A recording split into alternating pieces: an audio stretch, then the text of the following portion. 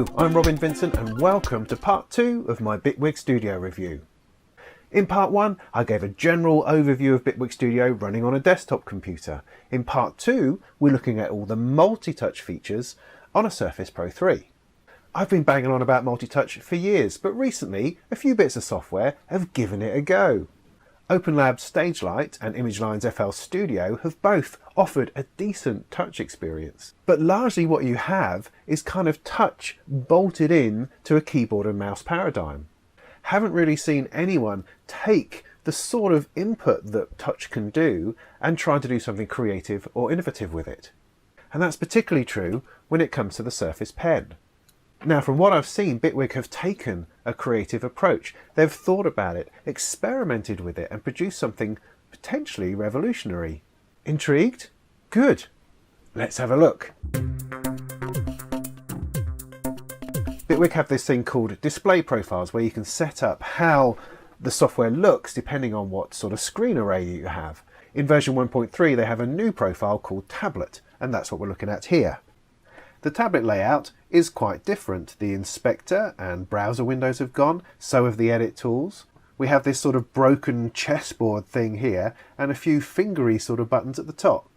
The menu system has been absorbed into this sort of hamburger sized thing over here, which is not always ideal but seems to work well enough.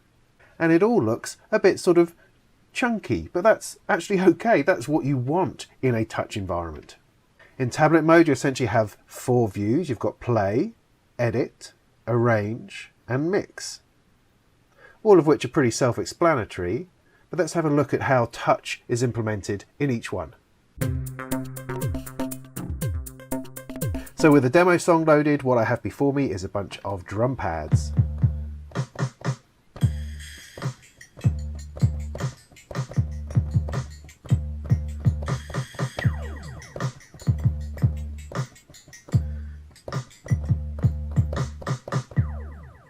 And nice, this is running on my Fast Track Duo over here at 128 samples, and it's extremely playable. Very, very playable.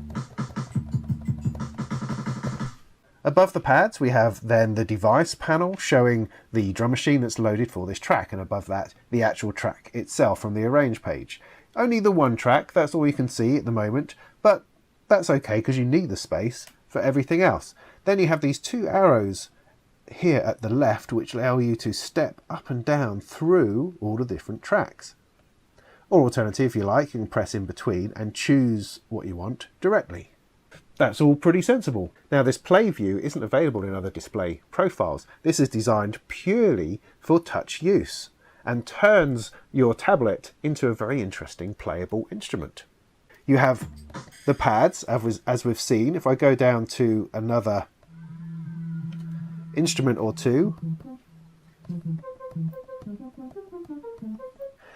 the broken chessboard is actually an isomorphic keyboard, the idea of that being that you can use the same shape to play the same chord in any key. People like it, apparently. It's very useful. I'm not entirely sure myself, but we'll see about that. But you have other options. You have a regular keyboard like that, or you have it stacked with octaves, so you can hit all sorts of things. You could also use pads to play a melody if you wish, but let's stick with a regular keyboard just for the moment. Normally, with a virtual keyboard, you would absolutely and probably correctly assume that the playing experience is going to be a bit crap. I mean, this is glass after all. I mean, there's no potential for expressive play. You'd always much rather use a proper keyboard. However, Bitwig have thought about this and have provided some really interesting things. It doesn't matter how hard you hit the glass, you can't change the velocity. However, with this keyboard, the higher up you play, the stronger the velocity.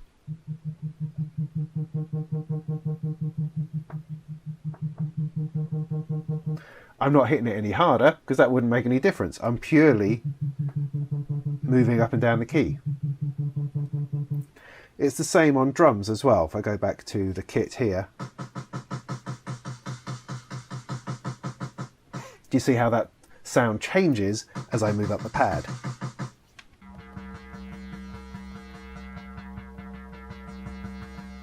So you can see that already you can actually do a very expressive performance on this as an instrument. But this is only the beginning, because Bitwig, as I mentioned in part 1, supports multidimensional polyphony expression, or MPE, which allows you to modulate different parameters per note. And that kind of manipulation is built in to the Bitwig virtual keyboard. So we can affect micropitch, we can affect timbre and pressure, all from within this little keyboard. Let me demonstrate. Pitch is easy enough. Awesome. Yeah, but that's just pitch bend, right? No. If I take off the monophonic setting on this synth so I can play 2 notes at once,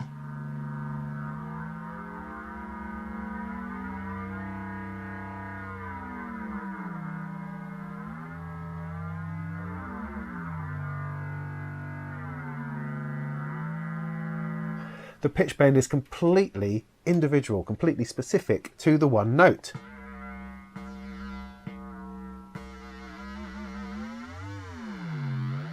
So you're going to be thereminning all over the place, I imagine. So what about the other expressions? Well, timbre is done with the forward and back motion. So there's nothing currently mapped to that, so I hit my timbre button here. I'm going to move the frequency there a little bit, undo that.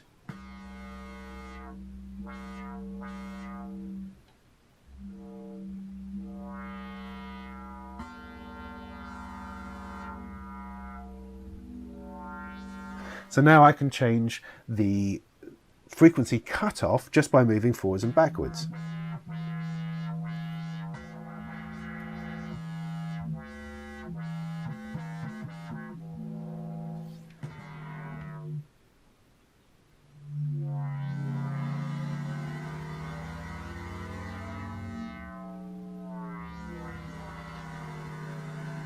And of course, very quickly, it sounds like some kind of futuristic racing game. But can you see what's happening there? I can affect, just with a single finger, pitch and timbre, or in this case, mapped to the frequency cutoff, very instantly, very quickly, very interestingly. Yes, that's the word I'm after.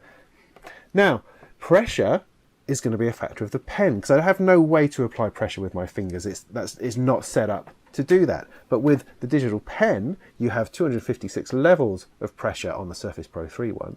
On the Surface Pro 4, there's 1024 levels of pressure.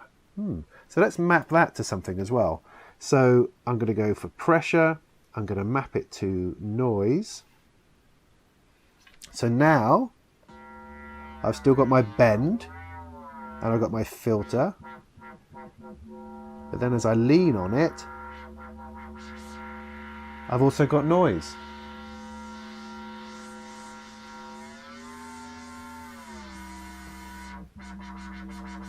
Interesting. All within a single input, I've suddenly got control over 3 and 4 parameters. Now you can't use this on a regular VST instrument because they don't have parameters based on a per note basis. However, there are a few MPE plugins that are starting to become available that support all of this kind of interaction. Also, I'm reminded of the Seaboard Rolly, that big fudgy black strange controller thing that everyone's having kittens about. All of that expressive functionality is built into Bitwig, which is awesome. I mean, you're still playing on glass. You still don't have that sort of haptic feedback, but the expressive potential, the possibilities that are being offered within here make it more than just being a virtual keyboard. It becomes an actual instrument that you could learn, that you can practice with, and you could play and get some extraordinary results with. So this kind of thing in a multi-touch program was completely unexpected. We've not seen anything like this before, and this is using touch to do something better, to go beyond what you could do with a mouse, to go beyond what you can do with a regular MIDI controller. And that's what good multi-touch implementation is all about. One thing you can't do is this. Maybe there's a way of turning the pitch bend thing off. I don't know, I'll have to look into that. So let's move on. Once you've created your performance, you're going to want to edit it potentially. So let's press the edit key and see where we get to. Let's select our scene up here and we can see our clip in the piano roll as we normally would. So how is touch implemented here? Well, I'd expect to be able to tap and to add a note, which I can. If I tap it again, does it go away? No, let's try double tap. Double tap, it goes away. So that's simple. Most bits of software let you do that, but there's something more. If I tap and hold, I suddenly get this circle appear. Now this is called their radial menu, and it offers something quite interesting. If you can see this, to the right is a little pencil, to the left is a rubber or eraser, to the top is like a cursor, to the bottom is like a tick box. You see that? So what happens if I put my finger down and then drag to the right, I can enter a note. And as I drag, I can change the length of that note. Like so. That's really good. To delete those, I can double tap it, but I can also just pull to the left, and that brings up the erase button and gets rid of all those notes. Awesome. So let's add a bunch of notes. Did you see how quick that was? Presonus, are you watching? Are you watching this? This is how you implement note entry in the piano roll. So what do the other things do? Well, if I drag downwards, this allows me to select notes by rubbing my finger over them, like so. So those are now all selected. Let's select away. To push up, it lets me select in the timeline, like so. Simple. So I've got 4 commands on my finger without having to press any other button or use any other tool. It's all there on my finger.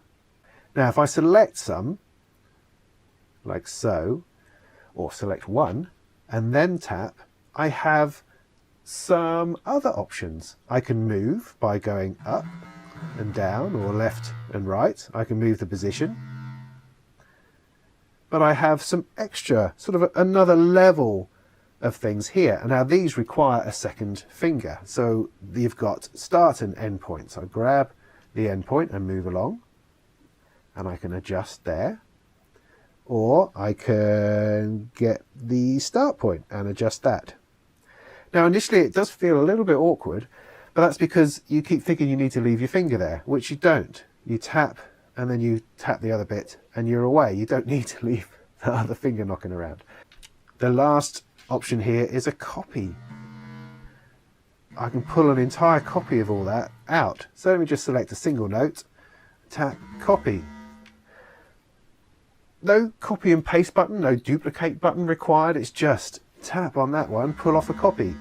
That's amazing. It's just so easy. And of course I don't want all of these up here, so I'm going to just get rid of a few just by dragging into them like that.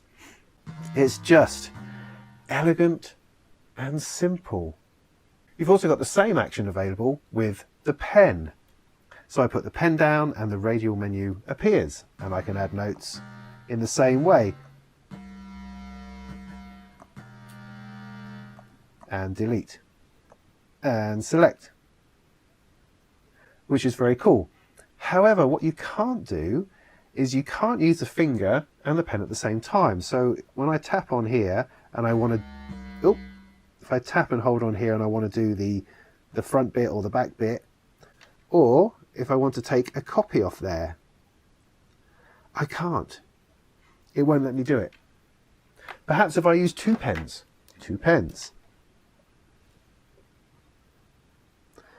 No, that won't work either, but then who has 2 pens? That's ridiculous. So if you're using the pen, you are able to enter notes and do other bits, but some of the functionality doesn't quite work with it. The pen and fingers are treated differently by the software, and so that's why you can't sort of mix and match.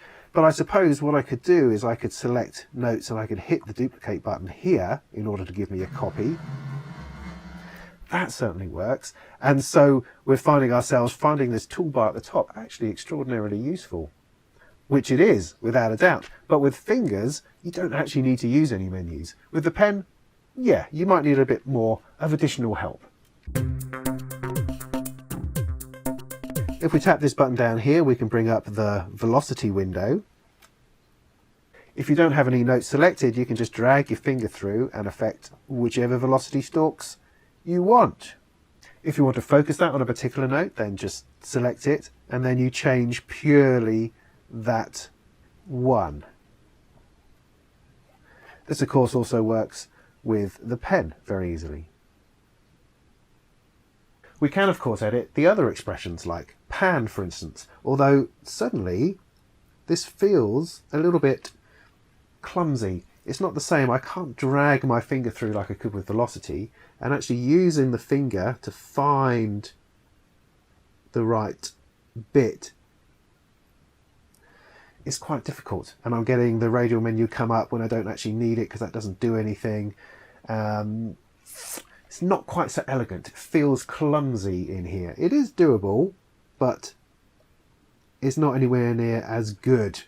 And because Bitwig is so good everywhere else, it's that little bit disappointing.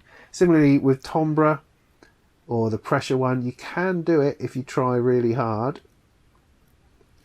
But yeah, it's a bit fudgy. Maybe it's a better place to use something like the histogram. So if you select a bunch of notes, come over here to the histogram thing here, I can start using that to a greater degree, because that works very well with the pen. It's just an awesome feature, that histogram.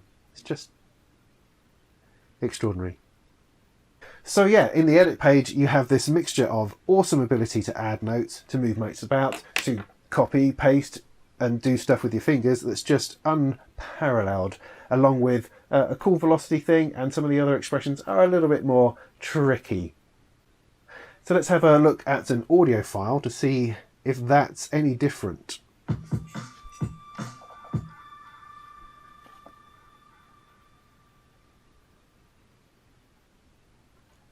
There's not a lot you can do with audio files, actually. I mean, you can move them around, so I can tap one and move it like so. I can also pull a copy off like that and lengthen it or shorten it. But in the expressions lanes down here, we have a similar problem as we had with the MIDI, in that, let's do pan again for instance, I can't just drag in here and something happens. I can't even just pen in and something happens. What you need to do is tap, double tap where you want the pan to go. So that is essentially missing a freehand mode. There needs to be something in there where you can just draw in. So the expression side of the editor at the moment is not sort of fully formed when it comes to using the pen or using touch. So that's an area that I think Bitwig could really do with looking at. Now, basic navigation is done with two fingers. You drag around where you need to go, and you can pinch to zoom in and out like that. You can't zoom vertically, however, because the track heights are stuck. Our radial menu again comes into play, however it's a little bit different. If I tap, I can certainly create something. However, if I tap to the left and then pull, I don't delete it. This time I select it. There's probably a really good reason for that. I guess so that you can select a number of things very easily along the same track. And then I can use, if I wanted to delete something, I can use the toolbar at the top to delete very simply. When I tap on something, I have a few different choices this time.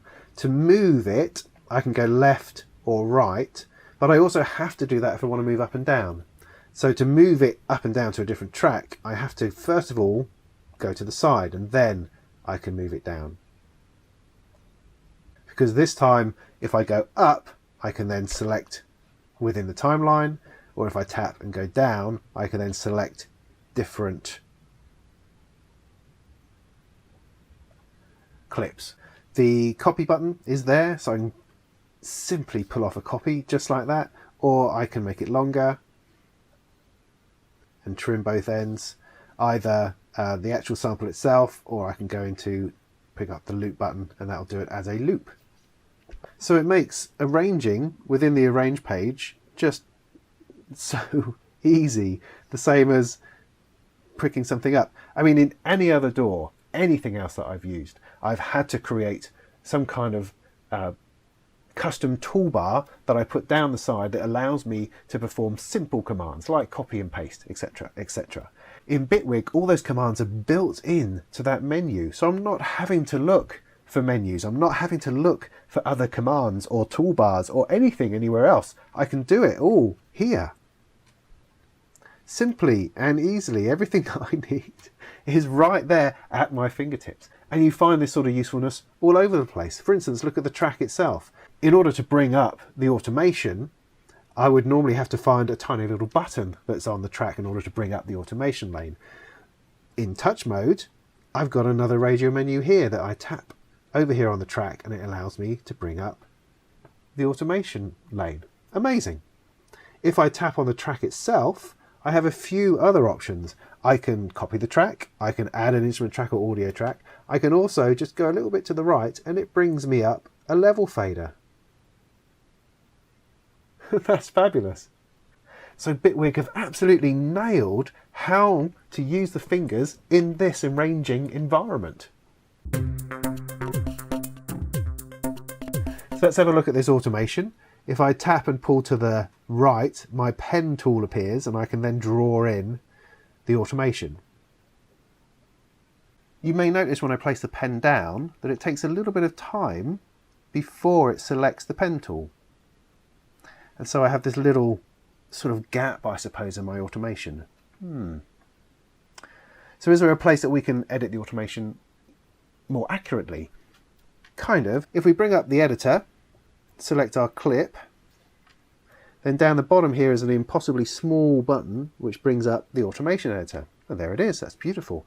Now, sadly, the pen doesn't seem to work in here. You still get a radial menu come up, but it's not actually letting you do anything. Now I can, similarly with the audio editor, I can double tap to produce these nodes, which is fine. But again, it's not ideal. And I can't do curves either. You need to have a keyboard shortcut in order to do curves. I can, however, draw up here and see it reflected down there, which is a little bit strange, to be honest.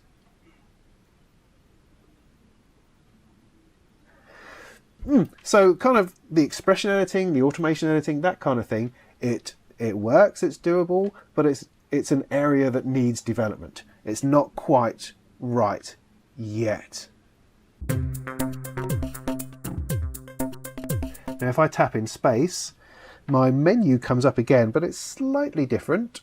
I've got a plus button, so if I pull right, I can add a clip. This time, however, to delete that, I tap on the clip itself and the rubber comes up, as opposed to tapping in front of it like I would as a note. So adding a clip, removing a clip. Very simple. The other options I have are to open the pop-up menu here, so I can select something and stick that in.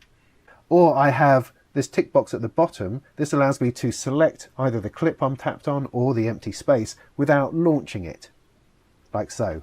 So for instance, because this is a record armed track, if I tap in there, it will start recording.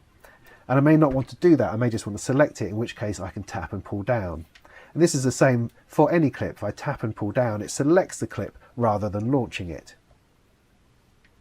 This time to copy and paste a clip, I just drag to the right and it appears. If I want to move a clip around, I have to actually pull upwards, push upwards, I suppose, and then I can drag that around. So if I want to change the track that a clip's on, I have to push up first and then I can move it. Do you see, again, how simple that is? And I haven't really had to use any kind of other toolbar or menu system. I can completely do it with my fingers. I can also drag in stuff from the browser as well. You can bring that up. Let's have a look at some samples. Go through here somewhere, pick a random sample and drag that onto a track, like so. Also at the end of the scenes, there's a plus button, which I can press on to create a new scene. Or down at the bottom here of the tracks, I can press on that to bring up the pop-up browser again to add, say, some kind of VST instrument, like so. There are a couple of things that are not perhaps quite so perfect. If I select a clip and press edit, it doesn't kind of automatically zoom in to the loop of that clip. So I've selected that and I can see it there, and I've got to kind of zoom in and faff around to get that right. Although if I reselect it, it then does sort of do that a bit better. But I know in Ableton Live that when you go to edit a clip, that's all you're ever looking at in the display, because they don't have that relationship with the arrange page like you do in Bitwig. Because in Bitwig you have this continuous timeline that the clip launcher is also dealing with.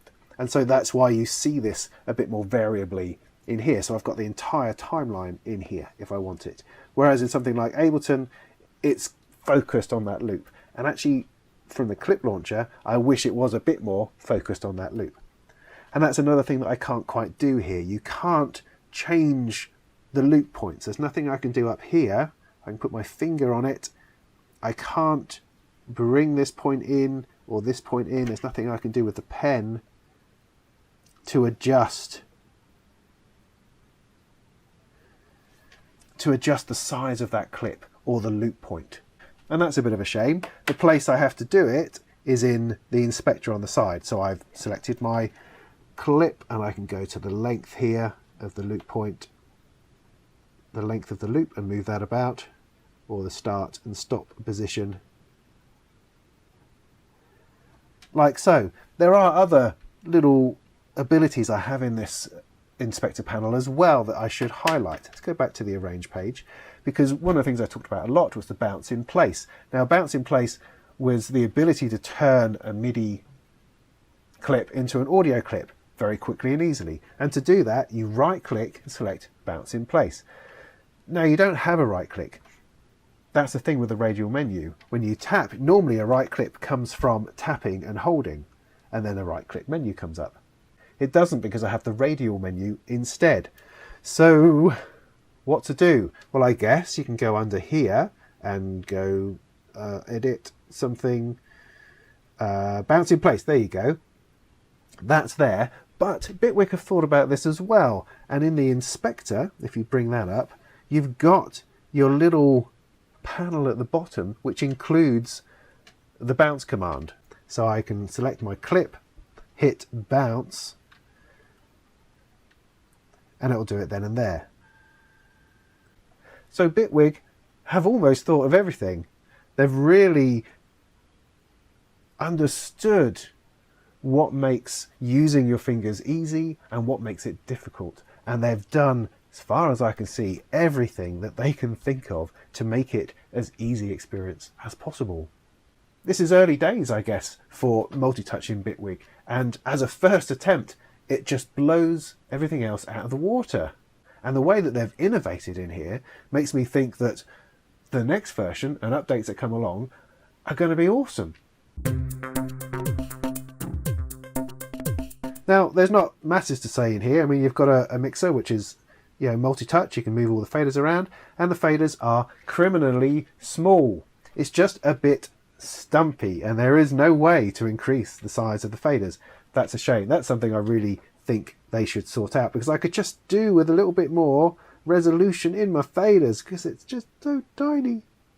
But in here, you know, the mixer does what it's supposed to do.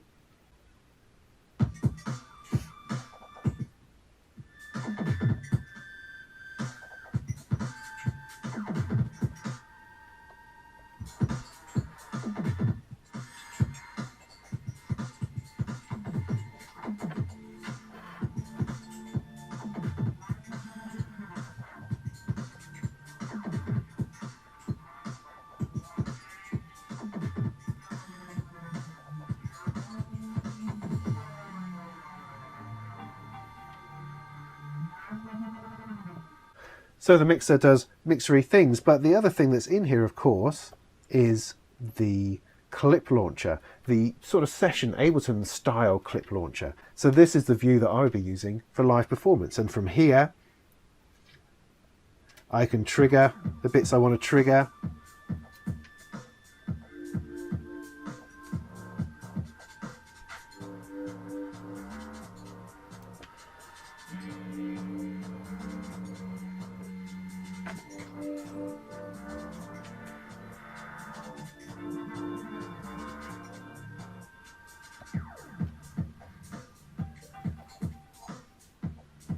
And also, of course, adjust the levels as I need to.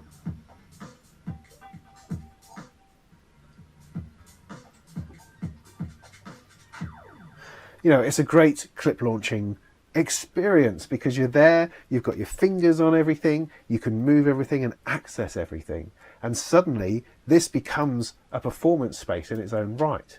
So often you see this view in Bitwig or in Ableton or in other bits of software being used up here out of the way as a visual indication as to what's going on, and all the actual performance is going on some other form of controller, a launch pad, a push, or a keyboard, or something like that.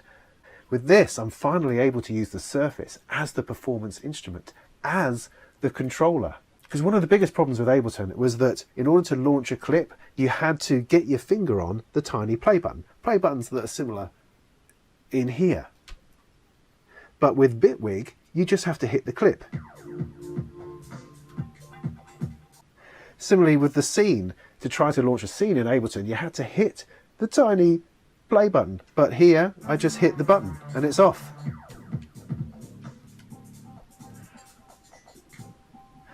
Now, there were two things that happened when I first performed live with Bitwig, which was about a week ago. The first thing I found was that when I hit a scene, it didn't always come on.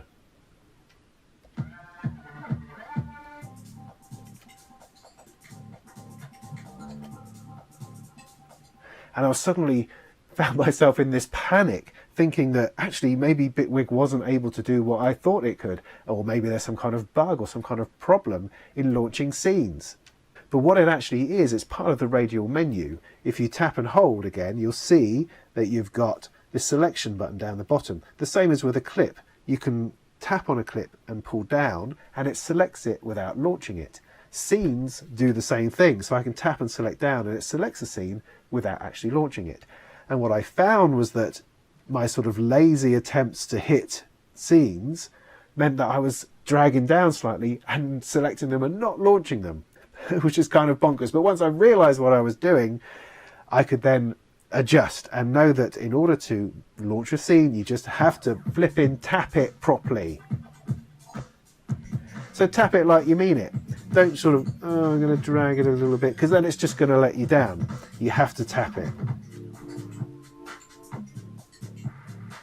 And it's the same with clips and stuff. The second thing was that I didn't have to take my launch pad out of my bag. And that's instantly simplified everything. So I'm no longer looking at this and launching clips and launching scenes from my launch pad. I'm doing it all from here. So that's one less piece of gear to worry about. I've not lost any of the functionality because it's right here. I can see exactly what's going on. I don't have to try and shift the launch pad's, 8x8ness around in order to find the right space. It's all right here under my fingers. And that meant I didn't have to take my USB hub because I was only running one device for my audio interface, which means that could plug straight in the side. Less plugs, less cables. When you're performing live, that's what you want. You want it to be as simple as possible because it reduces the anxiety, it reduces the setup, it reduces the possibility of something screwing up. So now, for the first time, with Bitwig Studio, I can do the whole thing on the one device. And that's flipping awesome. As I mentioned in part one, I'm not in love with the Bitwig style of GUI on their own devices. It's functional, it's there, and also for touch actually, the knobs are just about big enough. You can see what's going on as you move them. And also they have this wonderful little thin line of thread that lets you know what you're controlling, what knob you're controlling. See, I've tapped on that and then moved over here, and I've still got this little line. It's like you have the same thing on the keyboard here. It lets you know what note you're pressing on. It does the same on a knob, which is an awesome little thing. I love that. But in my view, personally, they could do more with the GUI design. They could bring this up, make it larger, more fingerable, and allow you to get a bit more sort of stuck into it. because otherwise sometimes it just sort of ends up being this row upon row upon row of knobs and stuff. You know, Ableton Live is the same. It does my head in a little bit. I would prefer a bit more of a visual differentiation between their devices.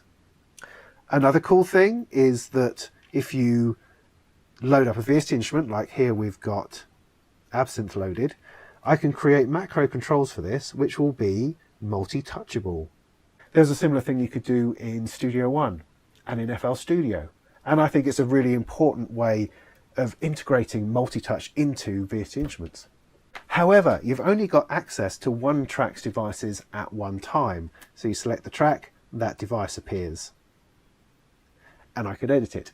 That's fine. However, I've got lots of fingers. I could do more than that. And in fact, in performance, there are times when perhaps you want to run a filter on a group or a filter on a particular instrument at the same time as running something else somewhere else. So maybe I want to change the cutoff frequency here, but I also want to change the LFO on a different track, or some kind of stuttery beat repeater on the master outputs. Why do it at the same time?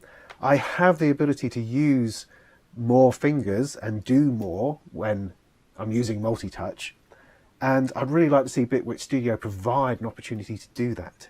So perhaps in this devices panel here, you could create like a master macro, which could have a row of, I don't know, 8 knobs, maybe an XY pad, a couple of buttons, that you could map to anything which is loaded on any channel. And that would then sort of give you a performance device. So you've got your clip launcher, everything else, bring up your device panel, and you've got this massive macro that I can predefine different controls that I want to control and just play my little heart out without having to focus on a single track or a single device. That's pretty awesome. I'm going to see if I can do something like that with Emulator Pro.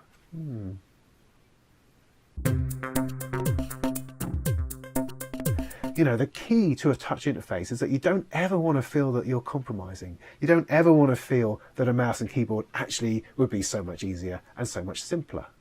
It needs to feel like it's adding something, that it's enabling you to be creative and helps with your workflow or changes the way that you work in a positive way. And that's what Bitwig Studio does. As I've said many times, the act of sort of leaning into the screen and using your fingers just changes the way that you work. And Bitwig Studio enables that and turns that different way into working into something quite exciting. They've totally grasped what touch is about. They've experimented with it, tried different things out, and they've come up with an innovative way of using touch in a music making environment. The ease of use and the advantage of the pen just becomes instantly apparent. The playing side, the fact that they've managed to create an entirely expressive instrument within a glass touchscreen is just extraordinary. And I'm looking forward to seeing how that develops as more plugins support MPE. There are some issues, some things that trip me up. The automation editing, expression editing, things like that are not as good as they could be and need perhaps a bit of development. But this is only version 1.31. I mean, this is their first attempt at doing multi-touch, and it's bloody brilliant. So it's going to be awesome to see how this evolves down the road, how they tweak it, how they improve it, how they build upon it. But as it is now, there's nothing to touch it on this platform. So I'm hooked. Look out for a bunch of improvisation videos coming along very soon. So to summarise then, it's just bloody marvellous. So thanks for watching, subscribe, tell me what you think, share your experiences of it, and go and download the demo now and try it out. If you're a Surface user, you need to get in there and give it a go, because it's, you know, it's awesome. You should be. Why on earth would you not? So cool. See you next time. And in the meantime, go make more tunes.